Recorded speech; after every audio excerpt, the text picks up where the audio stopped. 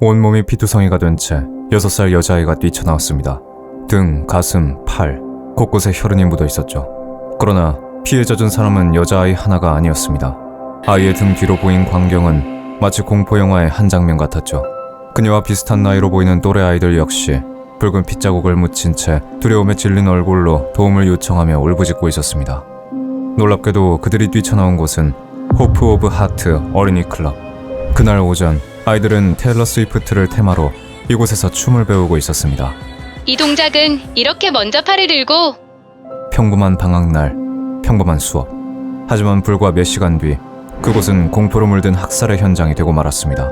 초록색 후드를 눌러쓴 한 소년. 택시가 목적지에 도착 후 비용을 요구합니다. 현금, 카드, 뭐로 지불하시겠어요? 소년은 대답 없이 택시에서 내리고 어딘가로 발걸음을 재촉했죠. 그의 택시기사는 소년을 따라갔습니다. 소년은 목적지가 정해진 듯 곧장 차도를 가로질러 걸어갔는데요. 그의 발걸음이 향한 곳은 외형과는 어울리지 않는 장소, 호프 오브 하트 어린이 클럽이었죠. 소년은 건물 앞에서 입구를 못 찾은 듯 잠깐 서성였습니다. 그는 건물 안으로 들어갔죠. 그 건물 안에서는 테일러 스위프트의 음악이 경쾌하게 흐르고 있었고 그 안에 있는 아이들은 곧 벌어질 일은 상상도 하지 못한 채 해맑은 웃음을 지으며 방금 배운 몸짓을 뽐내기 바빴죠. 그러나 그 평온함은 오래가지 못했습니다. 소년이 건물 안에 들어간 직후 곧이어 앳된 소녀의 비명소리가 터져나왔기 때문이죠. 소녀에게 이곳은 단순한 댄스 교실이 아니었습니다. 꿈같은 공간이었죠. 하지만 단 한순간 만에 소녀의 꿈은 산산조각나고 말았습니다. 소녀는 한적하고 평화로운 마을인 영국의 사우스포트에 살고 있었습니다. 소녀는 유명 가수 테일러 스위프트의 엄청난 팬이었고 테일러 스위프트를 테마로 한 댄스 교실 소식을 듣자마자 소녀는 부모님을 조울라 댄스 교실에 가게 되었죠. 나 여기 가고 싶어. 초롱초롱한 눈으로 쳐다보는 6살 아이의 부탁을 부모가 어떻게 거절을 할 수 있을까요? 걱정되는 마음에 처음엔 안 된다고 타일러도 봤지만 울먹거리는 아이의 모습에 마음이 약해졌죠. 그럼 딱 한 번만이다. 다치지 말고 와야 해. 알았지? 그렇게 대망의 기대하던 수업날이 다가왔습니다. 소녀는 엄마와 굿모닝 키스를 하고 댄스 교실로 향했죠. 막상 듣게 된 수업은 기대만큼 재밌지는 않았습니다. 다음 동작으로 빨리 넘어가고 싶은데 한 동작씩 느리게 배우니 소녀는 지루해졌죠. 댄스 교실은 전 세계적으로 유명한 가수 테일러 스위프트를 테마로 한 수업답게 사람도 붐볐습니다. 하지만 소녀가 지루함을 느낄 정도로 교실 안은 평화로움이라는 단어 그 자체였죠. 그 문이 열리기 전까지는. 낯선 소리가 소녀의 귀를 강타했습니다. 소녀는 소리가 난 쪽을 바라보았는데 그곳엔 마른 체형의 한 소년이 서 있었죠. 그리고 소녀뿐만 아니라 그 소년을 바라본 또 한 사람이 있었습니다. 바로 댄스 강사 루카스였는데요. 누구 데리러 왔니? 그러나 루카스는 곧 이상함을 감지했습니다. 소년의 손에 들려있는 것은 반짝이며 빛을 반사하고 있었기 때문인데요. 그것이 무엇인지 알게 된 순간 루카스의 몸은 얼어붙었고 그 순간 루카스의 머릿속에는 단 한 가지 생각밖에 들지 않았습니다. 얘들아 피해! 도망가! 본능적으로 소리쳤고 아이들을 대피시키기 위한 생각 외에는 아무것도 할 수 없었죠. 그저 아이들을 구해야겠다는 생각뿐이었습니다. 애들아 나가! 아이들은 곧장 루카스의 외침에 반응하여 거리로 달려갔습니다. 루카스와 주최 측은 교실에 있는 아이들을 보호하려 했지만 소년은 아랑곳하지 않고 어린 아이들에게 수차례 상처를 입혔는데요. 소년이 들고 온 반짝이는 것의 정체는 바로 칼이었습니다. 루카스는 필사적으로 아이들을 소년에게서 최대한 보호했으나 의식이 흐려지는 걸 느꼈죠. 소년이 끊임없이 칼을 휘둘러 공격했기 때문인데요. 그리고 어느새 루카스의 배에도 피가 흐르기 시작했습니다. 그때 비명소리를 듣고 댄스 교실 옆 사업장에서 일하던 성인 남성도 사건 현장으로 달려왔는데 이 남성은 도착 즉시 루카스와 함께 소년의 공격을 최대한 막기 시작했죠. 아까 대피하지 못했던 아이들은 그 사이 출입문으로 달려나갔습니다.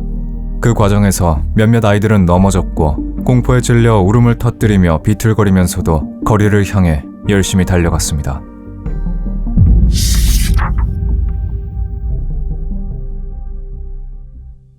속보입니다. 2024년 7월 29일 사우스포트에서 어린이들을 대상으로 대규모 학살 사건이 발생했습니다. 영국 전역에 퍼진 뉴스 속보. 화면에는 경찰차와 출입 통제선 그리고 얼룩진 핏자국이 얼핏 보였습니다. 그 순간 전화가 울렸습니다. 탐정님, 지금 사우스포트로 와주셔야 합니다. 김 형사의 목소리는 평소보다 낮고 차분했지만 어딘가 불길한 기운이 감돌았습니다. 저는 잠시 TV 화면을 응시했습니다. 사건 현장이 송출되고 있었죠. 인근에서 다른 사건 조사를 막 마친 참이었기에 저는 곧장 사우스포트로 향했습니다. 현장 바닥에는 피가 흥건했고 산산이 부서진 거울과 쓰러진 의자들이 현장의 참혹함을 그대로 보여주고 있었습니다. 저는 경찰이 출입을 통제하는 가운데 현장을 면밀히 살펴보기 시작했죠.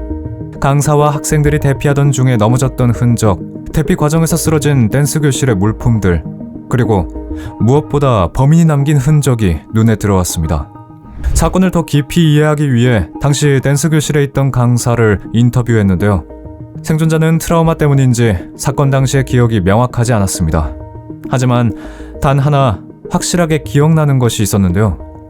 그날은 평소처럼 수업이 진행됐고 아이들을 보호하려고 했던 건 기억나요? 강사의 목소리는 떨리고 있었습니다. 그녀는 당시 상황을 되새기며 눈을 감았다 떴고 다시 증언을 이어갔죠. 조사 결과 당시 평소와 다름없이 수업이 진행되고 있었던 것으로 보입니다.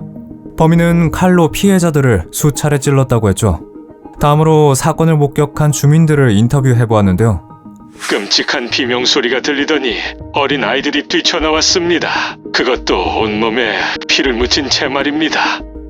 그리고 다음으로 저는 범인이 녹화된 CCTV를 입수하여 그날의 장면을 확인해 보았습니다. 영상 속 소녀는 처음에는 그저 평범한 학생처럼 보였는데요. 그러나 곧 이상한 점이 발견되었습니다. 소녀는 마치 계획된 경로처럼 택시를 타고 내린 후 댄스 교실로 향하는 차도를 걸어갔습니다. 그가 이 장소를 선택한 것은 우연이 아니었던 것이죠. 분명히 소녀는 이곳을 목표로 삼고 있었던 것입니다. CCTV 화면을 멈춘 후 저는 이 사건의 배경을 더 깊이 파고들 필요가 있다고 생각했습니다. 소녀는 왜 어떤 연유로 이런 범행을 계획한 것일까요? 그의 동선을 추적한 결과 그는 범행 장소 인근인 뱅크스 마을에서 수년간 거주하고 있음을 알아냈습니다. 범인의 이름은 악셀 루다쿠바나. 그는 사건 당시 17세였습니다. 곧장 그곳으로 가 범인의 집을 수색하는 과정에서 저희는 경악스러운 정황 및 단서들을 발견했죠. 소년의 집에서 발견된 물건들은 이 사건이 단순한 우발적 범죄가 아니라는 것을 증명했는데요.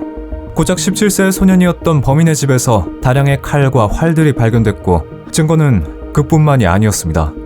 더 충격적인 건 범인은 독성 물질 리신을 제조한 흔적도 있었으며 테러 조직인 알카에다의 매뉴얼까지 소지하고 있었는데요. 정황상 이번 학살 사건은 아주 계획적인 살인으로 추정되었습니다. 그런데 범인은 어째서 하필 어린이 댄스 교실을 목표로 삼았을까요? 우리는 그 해답을 찾기 위해 루다쿠바나의 심리 상태와 행동 패턴을 분석해보기로 했습니다. 그러다 충격적인 사실을 알게 됐는데요.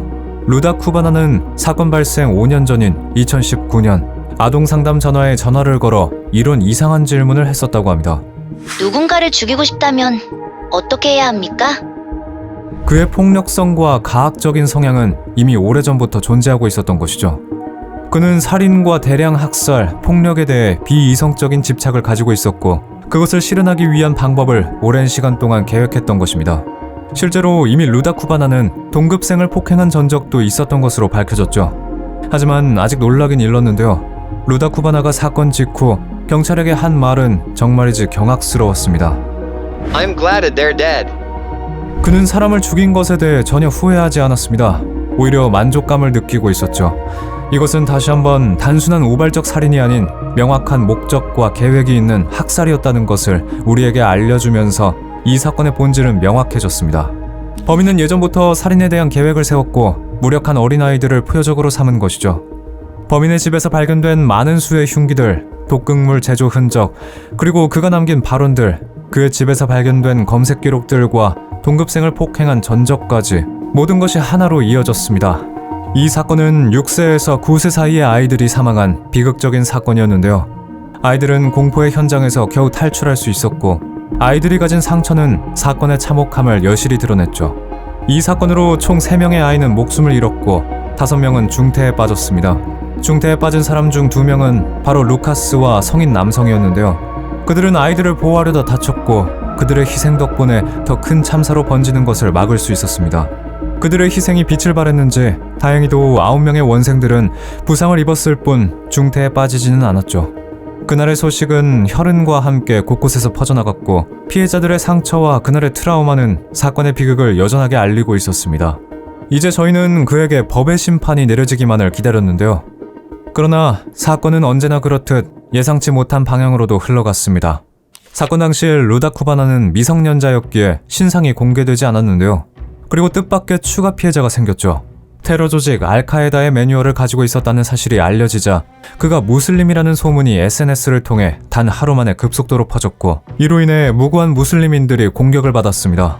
연이어 개최된 폭력 집회는 시간이 지나자 더욱 과격한 양상을 띠고 결국 영국의 극우주의들에 의해 2024년도 영국 반이민 반이슬람 폭동으로 이어졌습니다. 일부 폭도들은 이슬람 사원부터 시작해 경찰서, 도서관 등의 공공시설까지 훼손하는 행동을 보였고 상점을 약탈하거나 차량을 파손시키는 등의 폭동을 일으켰습니다. 2024년 8월 15일 기준 1000명이 넘게 체포되어 국가적인 대혼란을 초래했는데요. 이는 2011년 폭동 이후 역대 최대 규모의 폭동이었죠. 결국 이런 현상이 더 커지는 것을 막기 위해 범인의 신상은 이례적으로 일찍 공개하기로 했는데요. 루다 쿠바나의 신상이 공개됐는데 모두를 놀라게 한 사실이 하나 밝혀졌습니다. 바로 그가 한때 유명 방송사의 광고에 출연한 적이 있었다는 것입니다. 광고에서 그는 Children in Need라는 주제로 따뜻한 메시지를 전했었죠. 그의 신상이 공개된 직후 해당 광고 영상은 방송사 차원에서 삭제되었습니다. 그리고 사우스포트 학살 사건이 시발점이 되어 일어난 2024년 대규모 폭동 등 혼란 속에서 사우스포트 사건은 법정 판결로 넘어갔죠. 재판 과정에서 본 CCTV 영상은 믿을 수 없는 영상들의 연속이었는데요. 사건 당시 어린아이들이 소리를 지르고 도망치며 눈물을 흘리는 과정들이 CCTV 영상 속에 고스란히 찍혀 있었습니다. 법정에서 사건의 참혹함이 고스란히 담겨있는 이 영상이 재생되는 순간 일부 방청객들은 도저히 그 영상을 끝까지 보지 못하고 눈물을 흘리는가 하면 경악을 금치 못하기도 했죠. 그리고 그동안 모든 진술을 거부해왔던 루다 쿠바나는 이 법정에서 마침내 본인이 저지른 모든 범죄에 대해 유죄를 인정했습니다. 그에 따라 법원은 최종적으로 루다 쿠바나에게 최소 52년의 복역형을 선고하였죠. 루다 쿠바나가 석방될 가능성은 낮습니다. 법정에서 판결을 내린 줄리언 구스 판사의 말로 사실상 종신형과 다름없는 판결임을 확정지었는데요. 이는 영국 역사상 전례 없는 판결로 청소년 기준 최장기간의 형량 중 하나였습니다. 이 사건은 스스로를 보호할 힘조차 없는 어린아이들이었기에 더욱 많은 이들에게 충격과 슬픔을 안겨주었는데요. 이 사건은 단순한 살인이 아니었습니다. 아이들은 겁에 질린 채 공포 속에서 살아남기 위해 필사적으로 도망쳐야 했죠. 거리를 향해 뛰쳐나오며 살려주세요라고 애원했던 목소리는 죽음이라는 공포에서 벗어날 수 있는 아이들의 마지막 희망이었을 겁니다. 이번 사건은 어쩌면 예견된 일이었을지도 모릅니다. 범인은 이미 동급생을 폭행하고 학교에 수차례 칼을 들고 왔던 전적이 있었죠. 그러나 이런 신호들은 제대로 받아들여지지 않았고 결국 아무런 잘못도 없는 아이들이 희생되는 참극으로 이어졌는데 진심으로 다시는 이런 일이 반복되지 않길 바랍니다.